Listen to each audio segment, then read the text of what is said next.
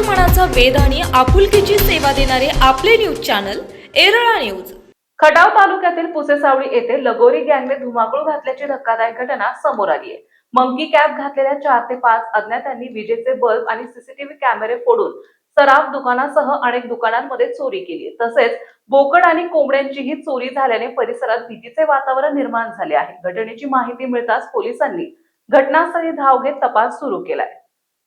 दरम्यान फलटण उपजिल्हा रुग्णालयातील कर्मचारी संपदा मुंडे यांच्या हातावर सुसाईड नोट लिहून आत्महत्येच्या घटनेची चर्चा अद्याप थंडावलेली नसतानाच आता त्याच रुग्णालयातील वैद्यकीय अधिकारी डॉक्टर राजेंद्र रूपनवर राहणार फडतरी तालुका माळशिरस जिल्हा सोलापूर यांनी हातावर कथित सुसाईड नोट लिहिल्याचं छायाचित्र सोशल मीडियावर व्हायरल झाल्याने राज्यभर खळबळ उडाली आहे।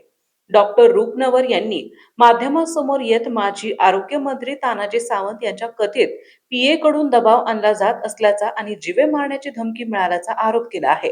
या मानसिक त्रासातूनच आपण हातावर सुसाईड नोट लिहिल्याचा दावा त्यांनी केला असून याबाबत आपली भूमिका त्यांनी मांडली आहे। दरम्यान या प्रकरणात संबंधित व्यक्ती विरोधात फलटण पोलीस ठाण्यात तक्रार दाखल करण्यात आली असून गुन्हाही नोंद झाल्याची माहिती समोर आली आहे।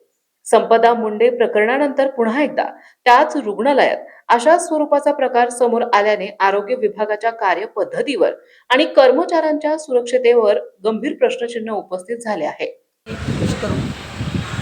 मी डॉक्टर रूपनवर 28 जुलै रोजी संध्याकाळी 7 वाजता माजी मंत्री तानाजी सावंत यांची ओएसडी प्रसाद पुणे देशमुख यांनी मला जीवे मारण्याची आणि त्यांचे बॉडीगार्ड यांनी धक्काबुक्की केली होती। तर त्याविरोधात मी तक्रार करण्याच्या ऐवजी माझ्यावरती चौकशी बसवण्यात आली आणि त्यामुळे मला वाटायला लागलं की माझ्या बाजूने कोणीही नाही आणि मंत्री आहे म्हटलं ना माझ्याकडे आता काहीच नाही। त्यामुळे मला एकच शेवटचा पर्याय उरलेला की असं तसं आता जीव दिलेलाच बरा। म्हणून मी घरी जाऊन सुसाईड नोट्स वगैरे लिहिली आणि सुसाईड नोट्स लिहून मी आत्महत्येचा प्रयत्न करणारच होतो। काय म्हणून माजी मंत्री तानाजी सावंत यांचे पीए प्रसाद पुणे देशमुख यांनी जे अपमानात्मक मला वागणूक केली आणि धक्काबुक्की दिली त्यामुळं माझं मानसिक खच्चीकरण झाल्यामुळे मी सुसाईड नोट लिहिली होती आणि ते स्टेटसला टाकली होती।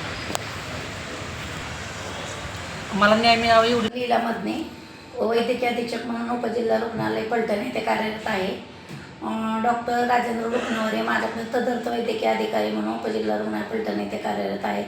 काल जी घटना घडली या घटनेसंदर्भी डॉक्टरांनी आम्हाला यापूर्वी कोणतीही कल्पना दिलेली नव्हती। काल दुपारी 2 ते 2:30च्या दरम्यान मी जेवायला गेली असताना मला माझ्या स्टाफचा फोन आला की डॉक्टर रूपनवर सर यांचे स्टेटस पाहिले का, तर मी नाही म्हटले।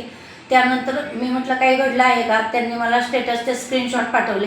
स्क्रीनशॉटवर त्यांचे स्टेटस पाहिल्यानंतर मी तात्काळ PI घनश्याम बल्लाळ सरांना कॉल केला की आमच्या डॉक्टरांनी एक सुसाईड नोट लिहून त्याचं स्टेटस ठेवलं आहे आणि माझे AS श्री शुक्ला यांना तात्काळ पोलीस स्टेशनला पत्रव्यवहार करण्यास सांगून मी तात्काळ उपजिल्हा रुग्णालय फलटण येथे हजर झाले व त्याच वेळेस DYSP श्री गोडशे सर व घनश्याम बल्लाळ सर हे पण उपजिल्हा रुग्णालय फलटण येथे आले। त्यांनी तात्काळ नात्यापट्ट्याच्या पोलीस स्टेशनशी संपर्क करून डॉक्टर रूपनवर सर यांच्याशी व त्यांच्या घरच्यांशी संपर्क साधला व पुढील कारवाईसाठी फलटण पोलीस स्टेशनमध्ये या व काही गैरवर्तन करू नका, आपण कायदेशीर बाबीनं पाहू असे त्यांना त्यांच्या भावाला सागर रूपनवर यांना सांगितले। मी सदर प्रकरणाची वरिष्ठांना माझे कर्तव्य समजून माननीय जिल्हा शल्य चिकित्सक राहुल जाधव सर व आमचे उपसंचालक डॉक्टर भगवान पवार सर यांना याविषयी कल्पना दिली। त्यानुसार आता डॉक्टर जाधव सर यांनी 3 सदस्यीय समिती नेमली असून जिल्हा स्तरावरून आता ती समिती उपजिल्हा रुग्णालय फलटण येथे पुढील चौकशीसाठी येत आहे। तर अंतिम अहवाल आल्यानंतर मी याविषयी सविस्तर माहिती आपणास देईन। धन्यवाद। एरळा न्यूजसाठी प्रतिनिधी गणेश घारगे, विजयकुमार पाठक। आपल्या भागातील महत्त्वाच्या बातम्या पाहण्यासाठी आजच आमच्या एरळा न्यूज चॅनलला YouTube वर सबस्क्राईब करा आणि बेल आयकॉन प्रेस करा।